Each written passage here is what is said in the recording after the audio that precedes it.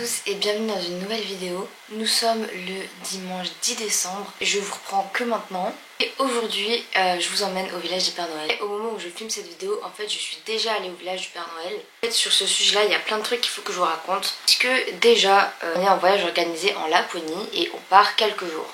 Sur le papier, on part 7 jours, mais en vrai, il n'y a que 4-5 jours qu'on va vraiment passer à visiter la Laponie.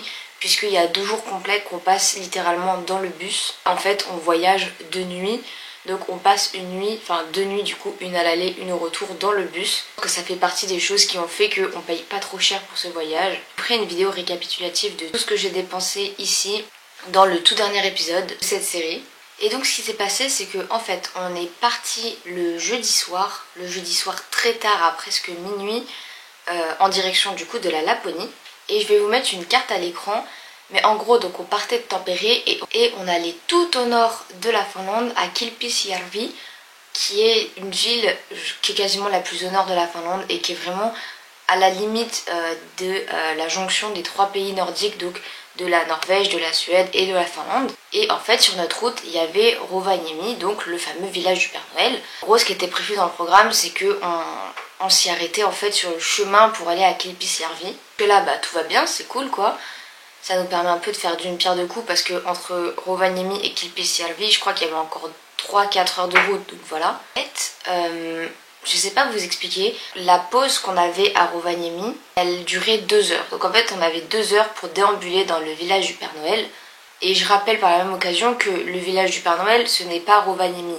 En fait, c'est situé juste à côté de Rovaniemi, mais Rovaniemi est une réelle ville habitée.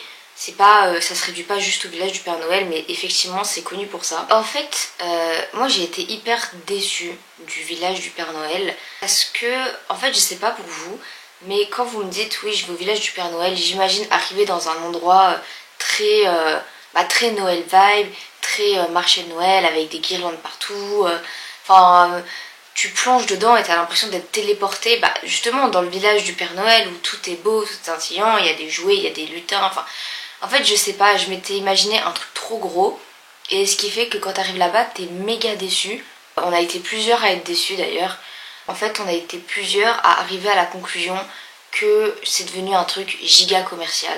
Là-bas, tout est cher, tout est payant. Genre, je sais pas, payer 15 € pour avoir une photo avec le Père Noël, c'est chaud quoi. Genre, dites-vous, là-bas, il y a le fameux bureau de poste du Père Noël où vous pouvez envoyer des lettres.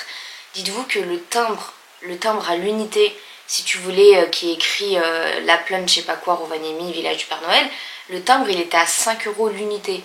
Enfin, moi je veux bien que ce soit hyper cool d'envoyer une lettre depuis le bureau du Père Noël, mais 5 € le timbre, sachant que à côté de ça tu dois payer ta lettre qui est pas beaucoup moins chère, ça commence à faire beaucoup quoi.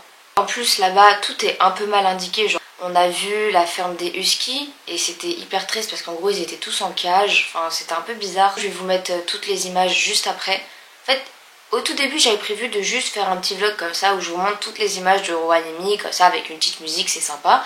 Mais en fait j'ai décidé d'en faire une vidéo où je parle aussi pour vous expliquer que ouais en fait faut pas idéaliser cet endroit et que pour moi il est devenu vraiment trop commercial. Et comme je vous ai dit, en fait, on n'avait que 2 heures là-bas. Au début, on s'était dit, bon bah tranquille, on marchera vite, on fait vite, tout ça. Mais en fait, non. Genre, on est arrivé en pleine saison, en décembre. C'est logique que la moitié de la population mondiale qui veut y aller là-bas. Pour vous dire, rien que pour manger, on a perdu une demi-heure à faire la queue, à attendre pour avoir de la nourriture, puisque on s'était arrêté pile à l'heure du midi. Et puis même, en fait, c'est grand, et comme c'est mal indiqué, tu sais pas trop où aller. En fait, je sais pas, j'ai quasiment eu aucun moment où j'étais en mode waouh, là ouais on est au village du Père Noël, genre c'est incroyable. Dites-vous que j'ai été plus impressionnée par les paysages qu'on a ici à Kilpisjärvi où tout est blanc, fait de neige et de glace, que au village du Père Noël quoi. Alors que c'était limite ce que j'attendais le plus de ce voyage. Mais donc voilà, en fait même dans les boutiques tout est blindé, genre le bureau de poste du Père Noël, je vous en parle même pas. De base j'avais prévu d'envoyer des lettres à toute ma famille. Au final j'ai choisi que d'envoyer 2 lettres à mes grands-parents parce que pour moi c'était le plus important. À mes parents je peux leur envoyer des messages, tout ça. Pour moi les grands-parents c'était un peu la priorité au niveau des cartes postales, mais parce qu'en fait il y avait trop de monde partout, tu pouvais rien faire. J'ai eu du mal à accéder aux cartes postales, J'ai dû les choisir dans la précipitation parce que notre bus il repartait dans 5 minutes, enfin c'était une catastrophe. Et je trouve ça dommage parce que en vrai, si on avait eu un peu plus de temps sur place, peut-être qu'on aurait un peu plus pris le temps de l'apprécier. Parce qu'en fait là on avait tout fait au pas de course et ça en devenait dommage en fait, on profitait même plus vraiment. Donc voilà, après l'endroit reste très beau mais pas du tout ce à quoi je m'imaginais en fait. Je pense que j'ai pas été transportée dans la magie de Noël en allant là-bas. Et je pense que c'est même pas dû au fait que je suis une personne adulte maintenant. Je pense que ouais, la magie de Noël c'est quelque chose qui se perd pas quand tu grandis. Tu peux toujours être ébloui par certaines choses, émerveillé par certaines choses. Mais là, ouais non, vraiment pas.